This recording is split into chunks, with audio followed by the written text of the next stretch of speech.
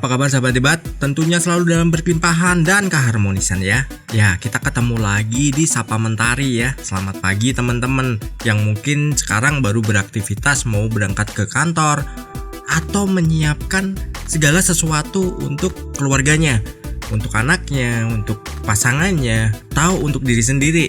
Entah mau ke kantor atau ke kampus ya, atau bahkan mau ke toko atau kemana sesuai aktivitas dan rutinitas harian teman-teman. Di audio ini ya, saya pengen berbagi ya, tiap pagi itu pengen ngasih inspirasi ya. Semoga bisa memang memberikan inspirasi kepada teman-teman, terus bisa memberikan motivasi teman-teman tiap pagi. Kalau di Sapa Mentari kita nggak bahas tentang law of attraction ya, kita di sini lebih ke pengembangan dirinya ya.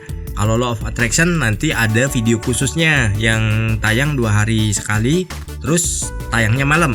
Kalau ini khusus pagi ya, jam 6 pagi setiap hari. Saya akan berusaha memberikan sesuatu yang terbaik untuk teman-teman yang bisa diaplikasikan pada kehidupannya ya. Terutama saat pagi, saat kita masih fresh, saat kita masih ya dalam kondisi kosong. Dalam keadaan kosong, kita belum diisi dengan informasi-informasi yang lebih lanjut. Kayak contohnya di jalan, perjalanan kita dapat informasi apapun ya, tentang macetnya perjalanan, terus ya rutinitas di jalanan lah tiap hari seperti itu. Pagi ini kita pengen membahas bagaimana kita ini melepaskan rasa malas kita. Rasa malas dalam setiap aktivitas dan gimana sih caranya? Ya, sebenarnya malas itu ada solusinya ya. Kita mungkin ada sesuatu yang kitanya, aduh, gua nggak pengen banget nih datang ke kantor, atau aduh, nanti ketemu teman-teman yang gitu-gitu aja, atau jenuh. Nah, ini banyak banget terjadi ya pada kehidupan seseorang ya. Termasuk saya pun juga sering kok mengalami seperti itu. Tapi bagaimana kita melepaskan itu, rasa malas itu bagaimana? Dan saya biasanya ya, ini yang saya sampaikan adalah versi saya ya. Saya biasanya memikirkan apa yang saya inginkan saja gitu. Jadi kayak misalkan nih, saya bangun tidur pagi, saya harus mandi terus sarapan ya kan. Dalam aktivitas, sebenarnya aktivitas saya juga gitu-gitu aja gitu loh. Tapi dibalik itu, saya balik. Dengan aktivitas yang saya kerjakan, saya akan dapat uang banyak. Nah, dari uang itu yang jadi tujuan saya, itu yang membuat saya semangat. Wah, nanti strategi saya begini. Oh, nanti kita pengen melakukan strategi marketnya seperti itu. Nah, kita lakukan analisa juga kalau bagi saya ya. Kita lakukan analisa pasar. Terus habis itu ya udah, kita menggambarkan apa yang kita inginkan saja dari situ ya, mengatasi rasa malas. Terus biasanya kalau teman-teman yang aktivitasnya mungkin ke kantor atau ke tempat kerja atau ke kampus, nah itu biasanya hal yang bikin malas apa? Aduh, nanti di jalan begini, nanti pasti macet lah, nanti pasti aduh ketemu bos yang galak lah, atau ketemu teman-teman yang kurang menyenangkan lah. Coba deh itu dibalik deh.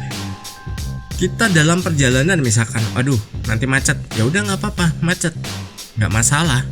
Kan kalau misalkan macet nih di jalan, bisa dengerin ini audio, dan atau teman-teman bisa memutar musik yang teman-teman suka. Tapi ingat ya, kalau pagi jangan pernah dengerin lagu-lagu melo. Ya sebenarnya lagu melo sih nggak bagus juga. Cuman kalau pagi kita ngedengerin lagu itu, malasnya tambah. Kenapa? Contoh begini. Saat kita mendengarkan lagu-lagu yang melo, lagu-lagu sedih, itu biasanya apa? Yang terjadi adalah kita akan semakin malas dan kita akan semakin lemas badannya. Mau ya mungkin kalau pas sambil baring, kita mau berdiri aja malas gitu loh. Kita mau bangun aja malas. Kenapa? Karena itu hormon serotonin otak kita itu mati saat kita sering mendengarkan lagu seperti itu.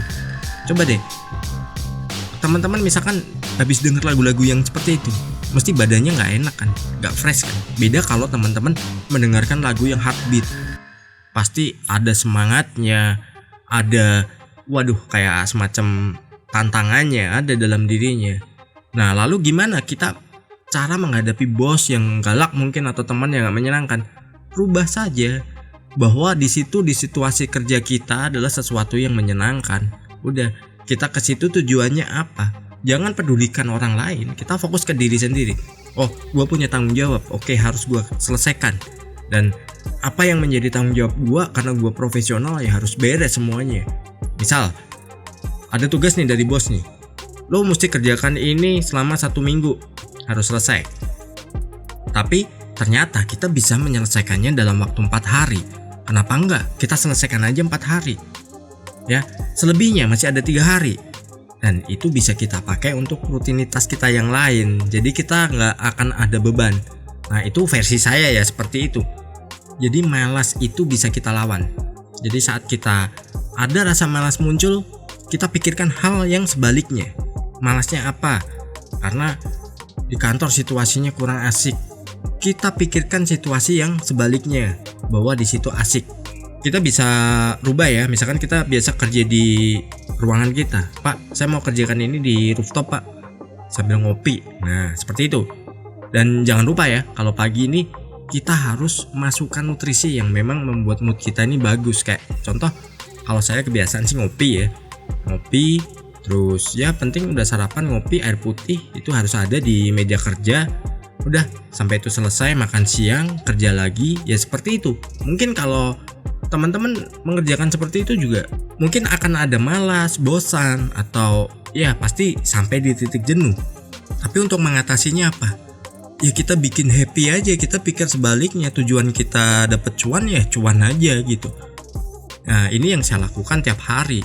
Kerja hanya dalam satu ruangan yang di situ beberapa layar yang harus saya lihat. Terus itu jadi rutinitas saya tiap hari.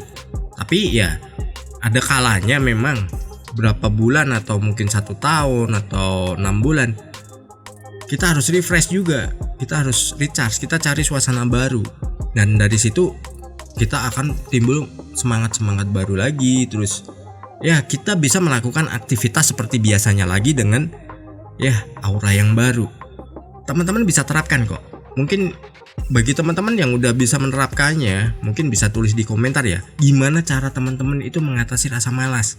Dan kita berbagi yuk, biar teman-teman yang lain yang belum tahu solusinya atau belum mendapatkan solusinya bisa mendapatkan solusi untuk mengatasi rasa malas ya.